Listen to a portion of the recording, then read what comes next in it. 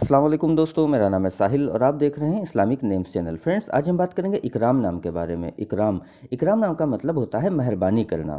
तो जिनका नाम इकराम होता है उनके लिए हर महीने की 1, 10 और 19 यानी 1, 10 और 19 ये 3 डेट्स लकी और अच्छी होती हैं। अगर बात करें इनके लकी डे यानी लकी दिन की, तो लकी दिन इनके लिए सबसे बेस्ट रहेगा संडे यानी इतवार का दिन इनके लिए बहुत अच्छा दिन है। अगर बात करते हैं इनके लकी कलर की, तो लकी कलर में इनको गोल्डन कलर यानी सुनहरा कलर और पीला यानी येलो कलर, ये दो कलर इनके लिए बहुत अच्छा सूटेबल कलर हैं।